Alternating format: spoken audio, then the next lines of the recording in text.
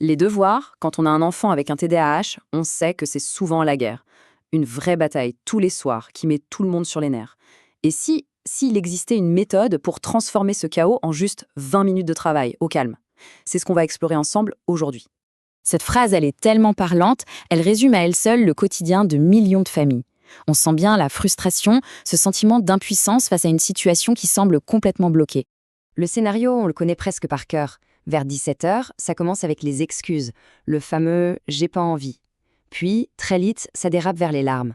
La tension monte, la colère finit par éclater, et à la fin de la soirée, tout le monde est juste KO, complètement vidé. C'est un cercle vicieux qui se répète soir après soir. Bon, pour sortir de ce cycle, la première chose à faire, c'est de comprendre pourquoi est-ce si difficile. Et la réponse, ce n'est pas de la mauvaise volonté. Non, c'est bien plus profond que ça, c'est une question de neurologie. Alors mettons-nous un instant à la place d'un cerveau TDAH. Il faut vraiment imaginer ça. Pour un enfant avec un TDAH, une journée de classe, c'est un effort mental énorme. Se concentrer, filtrer les distractions, rester assis, c'est épuisant. À 17h, son cerveau n'est pas juste un peu fatigué, il est littéralement à plat. Lui demander de se remettre au travail, c'est un peu comme demander à quelqu'un qui vient de courir un marathon de repartir pour un 10 km. C'est juste impossible. Ensuite, il y a la question de la dopamine. Le cerveau TDAH, c'est un moteur qui a besoin d'un carburant bien spécifique, la récompense immédiate. Le problème des devoirs, c'est que la récompense, une bonne note, la réussite future, est bien trop lointaine, trop abstraite. Du coup, pas de shot de dopamine. Et sans ce carburant chimique, le moteur ne démarre pas. C'est un blocage physique, pas juste une question de volonté. Pour beaucoup d'entre nous, la phrase « fais tes devoirs » semble simple. Mais pour l'enfant, c'est comme se retrouver au pied d'une immense montagne, sans savoir par où commencer ni combien de temps ça va prendre. Cette incertitude, ce flou, ça génère une anxiété énorme qui peut littéralement paralyser l'action. Et le pire dans tout ça, c'est que chaque soir de crise renforce une association négative dans le cerveau. Devoir égale échec, égale conflit, égale stress. L'enfant finit par anticiper l'échec avant même d'avoir ouvert son cahier. C'est presque un stress post-traumatique lié au devoir. Bon, maintenant qu'on a bien cerné les obstacles, on va voir comment les contourner. La solution qu'on explore, c'est un système pensé pour répondre point par point à ces 4 défis. L'idée, ce n'est pas de forcer, mais de travailler avec le fonctionnement du cerveau, pas contre lui. 20. Ce chiffre, c'est la pierre angulaire de toute la méthode. Pourquoi 20 minutes? Tout simplement parce que c'est la durée de concentration maximale qu'on peut attendre, de façon réaliste, d'un enfant de 6 à 11 ans avec un TDAH. C'est un cadre qui est clair, qui est défini, et surtout qui est perçu comme faisable. Alors concrètement, ce système repose sur 5 piliers. On a la pause obligatoire, le minuteur visuel, la zone épurée, les micro-tâches et le système de jetons. Chaque élément est là pour tacler l'un des problèmes qu'on a vus. C'est une approche vraiment à 360 degrés. On commence par l'étape 0. Oui, 0, parce qu'elle est en amont de tout et elle est absolument essentielle. La pause. Attention, pas n'importe quelle pause. On parle de 30 à 45 minutes avec un goûter et surtout une activité physique intense. Courir, sauter. L'objectif, c'est de recharger le cerveau en dopamine naturelle. C'est non négociable. Sans ça, le reste ne fonctionnera pas. Ensuite, le minuteur visuel. C'est un outil magique. Pourquoi? Parce que l'enfant voit le temps s'écouler. La fin est visible, concrète. La tâche n'est plus une montagne sans sommet, c'est une petite balade de 20 minutes. Et le pacte est très clair. Quand ça sonne, c'est fini. Même si l'exercice n'est pas terminé.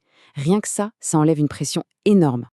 Pour contrer cette angoisse de la montagne, l'astuce, c'est de la transformer en une série de tout petits caillots. Au lieu de la consigne vague « fais ta page de maths », on découpe en micro-tâches. Ok, mission numéro 1, juste écrire ton nom et la date. Mission 2, lire la première consigne. Chaque petite étape est une victoire rapide. Et ça, le cerveau adore. Et pour le carburant, la fameuse dopamine, eh bien on va la créer de façon externe et immédiate. Voilà comment ça marche. Pour chaque session de 20 minutes réussie, l'enfant gagne un jeton. Et attention, on récompense l'effort, pas le résultat. Au bout de 3 jetons, il a droit à une petite récompense concrète et rapide. C'est ça qui va donner au cerveau l'envie de démarrer. Bon, la structure de base est là. Mais comme souvent, la différence se joue dans les détails. Il y a quelques ajustements, quelques réflexes à avoir, qui peuvent vraiment faire toute la différence entre une méthode qui fonctionne et une qui échoue. Le rôle du parent est clé.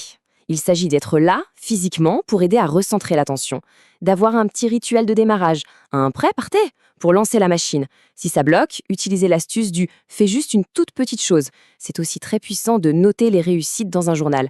Et enfin, il est crucial de jouer en équipe avec l'enseignant, de lui expliquer la démarche. Bien sûr, ce système n'est pas un bloc de béton. C'est une base de travail qu'il faut adapter à l'âge et à la personnalité de l'enfant. Et surtout, il faut de la persévérance. Les résultats ne sont pas toujours immédiats, mais ils arrivent. Par exemple, pour les plus jeunes, en CP-CE1, on peut réduire les sessions à 15 minutes et la récompense doit être vraiment instantanée, sans le système de jetons. Pour les plus âgés, vers le CM2 ou la 6e, on peut allonger un peu jusqu'à 25 minutes et peut-être même faire 2 sessions. Le système de récompense peut aussi devenir hebdomadaire, on s'adapte. Et alors, ça donne quoi dans le temps ? En général, la première semaine, il y a encore de la résistance. C'est normal, il faut installer la routine.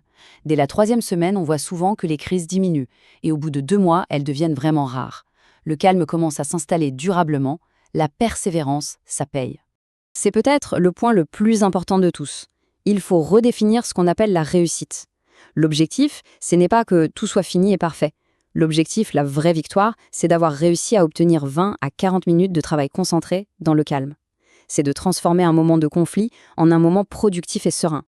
Et au final, les bénéfices vont bien au-delà des notes. L'enfant regagne confiance en lui. Il est fier de montrer qu'il est capable. Et la relation parent-enfant, qui était si tendue, s'apaise. Les soirées redeviennent des moments en famille. Et ça n'a pas de prix. On termine avec cette question. Ça peut paraître presque trop simple. Et si 20 minutes par soir pouvaient vraiment tout changer ? En se basant sur la manière dont le cerveau TDAH fonctionne, ces 20 minutes, bien structurées, avec bienveillance, peuvent vraiment être le début d'un grand changement, pour l'enfant et pour toute la famille.